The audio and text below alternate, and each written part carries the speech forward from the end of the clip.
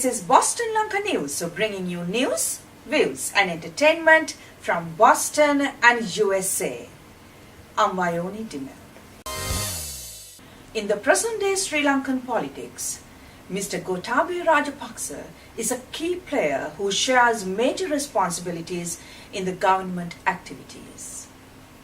He is also a polarizing figure who has wide support from the people who supports the government as well as those who commend the defeat of the LTT ending a 30-year-old war. On the other hand, Mr. Kothari Rajapaksa has been widely criticized by the opposition and some civil society members for country's human rights record and the law and order situation. An independent social political activist, Muhammed Fazl, has recently written a very critical article in the Colombo Telegraph about Mr. Kothari Rajapaksa titling Letter to Mr. Kothari, the Secretary to the Ministry Defence in Sri Lanka. We now join with Muhammed Fazl, who joins with us from Colombo. Mr. Fazl, in your article about Mr. Kothari Rajapaksa, you write, leaders should be respected and not feared, or so I used to grow up believing in. Mere mention of your name alone creates a sense, fear, psychosis. Now, in spite of that fear, Mr. Fazl, you have written a very critical article on Mr. Kothari Rajapaksa. Can you explain that? I mean, somebody has to tie the bell on the cat's neck. You see, one writer, two writers, they write something critical, they can get bumped off. But when I give rise to a lot of Lasantha Vikramatungas and all the other people who were at the receiving end from this government, I don't think they can clamp down on everybody. So I'm just a Pied Piper. I'm rallying. This is a call for people to rise up. Now, I am a Muslim. I'm 42 years. I have seen a lot. I have experienced a lot in life. Now, as a Muslim, our life does not stop when we die. As a matter of fact, it begins when we die. So, the faith I believe in, it says death and birth, the time of it is determined by God, not by Kothari, not by the forces, not by somebody's gun. So I am not scared of this Mr. Rajapaksa or anybody. I will continue to walk in my path. If I see thorns, stones, I will take it and throw it to a side so that people who's going to follow me will not get harmed. So more than the fear itself, it's the hype. You see, now this Mr. Rajapaksa is just an employee now. He used to live in the US like anybody else. Just because he has over 1,000 people guarding him, just because the forces are under him, I don't think people need to fear. You know, I don't think so. I don't think. I mean, if I have to die, I die. It's not as if I have achieved a lot living. So might as well be a good idea to be in the company of God's messengers, you know. So, well, at least as a Muslim or Christians, I think that's what we seek, you know, a better place in the life hereafter. So while doing the right thing in this world, so we get the better of both worlds. That's what it is. I think a majority of people in Sri Lanka believe that Mr. Kothari Rajapaksa is one of public servants who can get things done, especially with the beautification of Colombo and new roads. People give a lot of credit to him. But you paint a different picture about Mr. Kothari Rajapaksa in your article as somebody who has been involved in fraudulent arms deals, as somebody who has become extremely rich in a very short period of time, etc. Your comments? if you read my article at the beginning, the second chapter, if I'm not mistaken, I have given him credit for all the positive things he has done. He's trying to eradicate this slums and trying to give them build them livable housing in a very organized manner, while at the same time leasing out prime land for mixed developments and high-rise buildings and apartments. So it's a good thing. As for the beautification of Colombo, I mean, the war is over. It's not Mr. Gotab is doing it. It's just that he happens to be the president's brother, and he happens to be in charge of the beautification of Colombo. So, all these times it didn't happen because we had a war going on. So any country that has funds will definitely develop. So there is no comparison with the opposition parties. Number one. Now I have to give him credit. Yes, he's doing a good job. I think he has a vision. I'm pretty sure he loves the country too. I mean, he loves himself more. So that's a different subject. But he was very instrumental in giving leadership to the LTT. I mean, to the win the war against the LTT. He was not the only one, of course, but then well, there are good things. But from a public servant, if he's doing good things if he's doing a good service to the country and the public, it's not as if he's doing a favor. This is his duty. That's why he's elected. That's why he has that position. So, I mean, we don't have to give him no brownie points for that. This is his duty. It's not as if he's selling his family fortune and building roads or anything like that. But when the public funds are being misused, when his henchmen are uh, they make the money out of all the contracts which are given to them without any transparency, without any tender procedures. You see, third parties used to sell arms to the government at the time of war. So, but when Mr. Rajapaksa came in, he started a company called Lanka Logistics, and he publicly claimed that he wanted to eliminate third parties, so that with the intention of saving money for the government.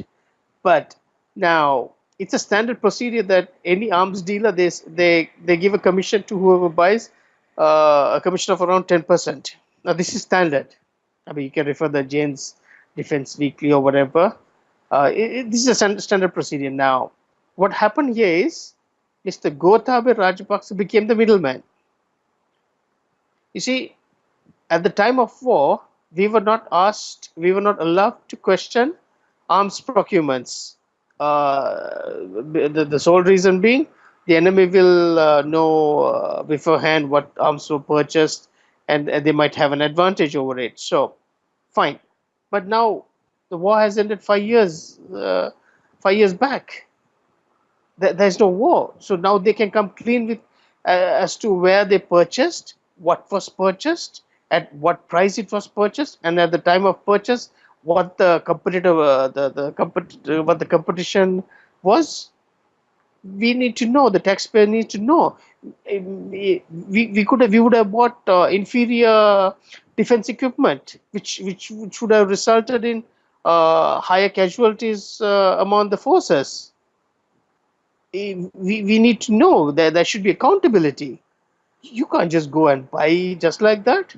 We have a country, we have a justice system, we should have an accountability mechanism, we should have an audit system. He can't just go and buy things on his own. I mean, okay, we don't have war, like there are no like top secret, like high-end weapons, where we need to keep it a secret from the public anymore. Mr. Gotabe has you see, the way he operates is he he uses his influence and gives contract to private institutions, multi-million rupee and dollar contracts. Now, the understanding is that he makes something in return. See, the partnership with a private entity is not audited. It's not made public first. Second, none of the accounts are audited, and a typical example is Avantgarde, a security company headed by a major Nisanka Senadipati. They protect the shipping lines, especially in around the Horn of Africa, in the Indian Ocean, the Arabian Sea, and it's big business. Now, this guy who was a major, he is almost is a billionaire now. Now, there is enough circumstantial evidence to implicate Mr. Rajapaksa about illegal revenues coming in. So nobody gives out contracts to private entities without tender procedures if it's not irregular. So there's something fishy here. You see, all the people who are dealing with Mr. Gotabaya and his government entities are super rich now. So I, as a citizen, I'm forced to think now. All the people around him, all his henchmen are super rich.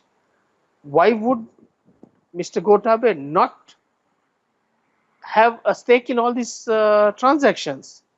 So now the burden of proof lies with Mr. Rajapaksa. So he can come clean. He can say, okay, this is Lanka logistics. This is how much we spent. This is how much what we bought at that time, and table all the accounts and all the current agreements with all the private businesses that he has in paving the roads, in carpeting the roads, in putting up buildings, everything. So far, nothing of that sort. So I mean, I'm you don't need to be a rocket scientist or like some CID investigator to know this. So I give him the opportunity to come clean. If you read my article, I have asked him to disclose his net worth, and if the government salary is sustaining him, and so forth. You point the finger at Mr. Gotabaya Rajapaksa about creating a right-wing militant form of Buddhism and creating the hype and a fear syndrome about a non-existent Islamic militancy. Now, where is the evidence on Mr. Rajapaksa's involvement, and do you really think that there are no Islamic militants in Sri Lanka, even in small scale? You see, now for somebody to take law into their own hands and brazenly and openly defy law enforcement officials like the police department, and creating disharmony among communities, attacking minorities, and still going scot-free. So now, if Mr. Rajapaksa is the top guy in the defense establishments, and if these Buddhist monks like PBS, to be specific, if they are running riot openly, and calling for Muslims' blood and so forth, and if they are not implicated at any stage over any incident, and even when confronted by the police, they are let go, not even a slap on the wrist. So, I mean, would it be so hard to understand that some higher up in the law enforcement officials are tied? Their hands are tied. It is so. Sri Lankans are not militant. Sri Lankan Muslims, they're traders, and we have a sizable section of Muslim community who are trying to go the educational path, trying to be graduates and stuff like that, be professionals. I mean, but we are generally traders, businessmen. So the last thing we want is to jeopardize our community over petty things. But the petty things that we consider we have been considering all this time is no more petty now. It's serious business, because our silence has been taken as a weakness by parties and movements aligned to the Mahinda Rajapaksa government. Now, this is just to attract the right wing nationalist racist votes. There is a sizable population who subscribe to this kind of thoughts.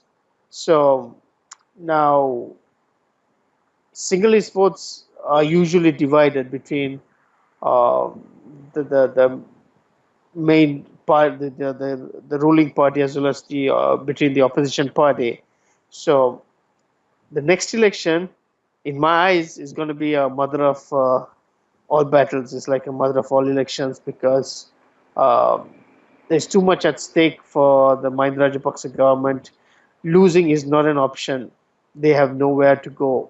They cannot go to the US. They cannot go anywhere else, because um, I mean, the international community will hunt them down.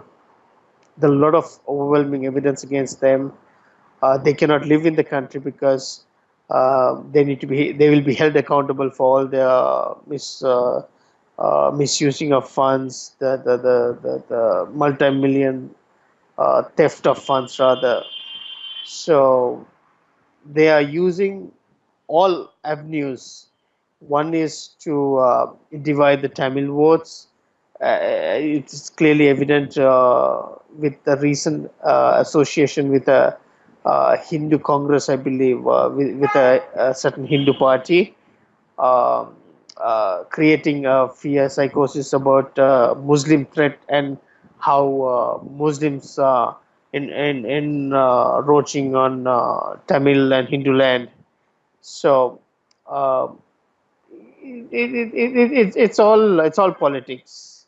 It's all politics, because Buddhist monks who believe in Buddhism, they will not resort to what how and how and what BBS does. So it's no more a secret.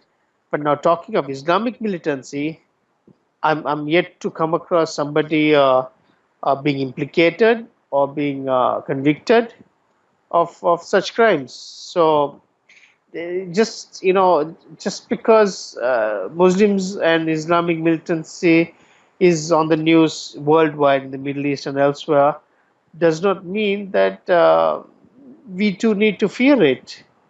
And now, Mr. Fazal, in your article, you asked Mr. Gotabaya Rajapaksa to resign as secretary to the Ministry of Defense. Well, he was one of the key people who gave leadership to defeat LTT and to finish a 30-year war in Sri Lanka. Why you want Mr. Rajapaksa to resign? Between you and me, and to be honest, I was much safer when LTT was running riot. I went to school. I went about doing my work. I was just doing fine. It was a case of Russian roulette. We don't know when it'll happen, but we were fine. We never stopped doing anything. We went to the clubs, we went to the carnivals, musical shows. We went for cricket matches. We were doing just fine. But now I can't utter, um, I can't express my opinion freely, because I don't know when I'll get bumped off. The President Rajapaksa, Mr. Gotabaya, they are surrounded by henchmen who are thugs, who are armed, who are licensed by the government. They carry out these things. There, there are so many instances where they evict people, they take over lands and houses by force. beatings, killings, and you can even, and if you're a henchman of the president, you can even kill somebody and still not have a trial. Even the police will not write a case against you. Such is the scenario right now. So, uh, the if I am threatened by Mahinda Rajapaksa government, I have to seek protection from his brother. Now, I mean, come on. I mean, how can that happen? It's not going to happen. You know, I can't seek protection from him when he's threatening me. So we should have an independent officials who are separating state and government. So now we all know Mr. Gotabaya Rajapaksa is loyal to the Mahinda Rajapaksa because he's his brother, one thing. So he will defend him by all means. Now, even when if we are to have a next presidential election or so, I strongly believe we should have an interim caretaker government to have some sense of transparency and free and fair elections. So I don't think this might happen here. But when Mr. Gotabaya Rajapaksa is not in that seat of secretary to the Ministry of Defense, then there is more transparency and independence that should be there. So now there are so many cases where state has been the perpetrator of violence. That is solely to defend the Mahinda Rajapaksa government, and the violence was committed against people who are dissenting against the government. And even when they are caught by law enforcement officials who are honest, they are let go. They're released without any convictions or trials. So the top person who is in the defense ministry should be held accountable. We should hold him responsible. So now, because of his connection to the government and the government's continued violence against people who are dissenting against the government, I think we should separate the state the security forces and the armed forces from the government. So this blood ties is thicker than water. Hence my wanting him to resign. That concludes our news edition. We meet you again with another news edition of News, Views and Entertainment from Boston and USA. Till then, goodbye.